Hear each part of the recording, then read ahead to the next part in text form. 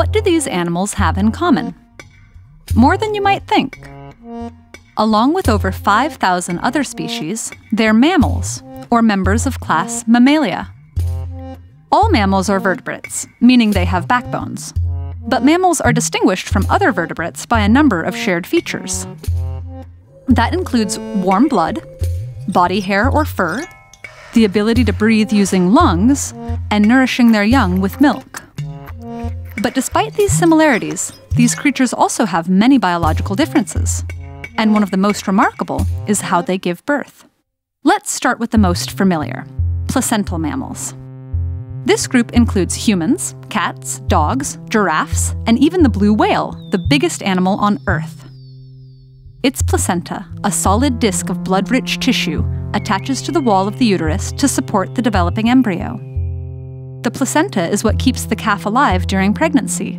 Directly connected to the mother's blood supply, it funnels nutrients and oxygen straight into the calf's body via the umbilical cord, and also exports its waste. Placental mammals can spend far longer inside the womb than other mammals. Baby blue whales, for instance, spend almost a full year inside their mother. The placenta keeps the calf alive right up until its birth, when the umbilical cord breaks and the newborn's own respiratory, circulatory, and waste disposal systems take over. Measuring about 23 feet, a newborn calf is already able to swim. It'll spend the next 6 months drinking 225 liters of its mother's thick, fatty milk per day.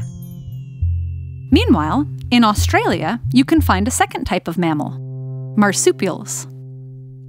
Marsupial babies are so tiny and delicate when they're born that they must continue developing in the mother's pouch.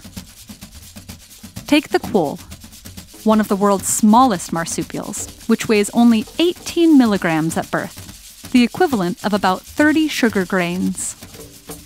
The kangaroo, another marsupial, gives birth to a single jelly bean-sized baby at a time. The baby crawls down the middle of the mother's 3 vaginas, then must climb up to the pouch, where she spends the next 6 to 11 months suckling. Even after the baby kangaroo leaves this warm haven, she'll return to suckle milk. Sometimes she's just one of 3 babies her mother is caring for. A female kangaroo can often simultaneously support one inside her uterus and another in her pouch.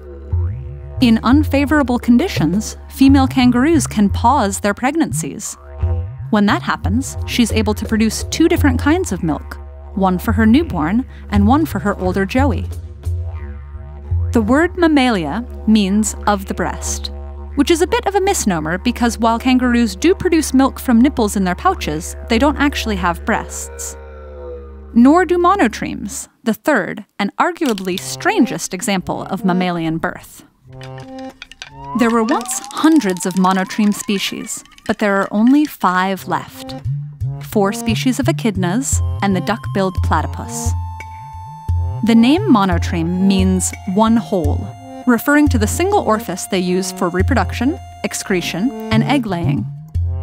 Like birds, reptiles, fish, dinosaurs, and others, these species lay eggs instead of giving birth to live young.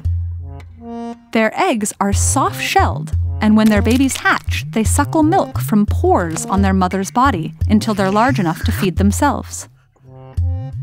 Despite laying eggs and other adaptations that we associate more with non-mammals, like the duck-billed platypus's webbed feet, bill, and the venomous spur males have on their feet, they are, in fact, mammals. That's because they share the defining characteristics of mammalia, and are evolutionarily linked to the rest of the class. Whether placental, marsupial, or monotreme, each of these creatures and its unique birthing methods, however bizarre, have succeeded for many millennia in bringing new life and diversity into the mammal kingdom.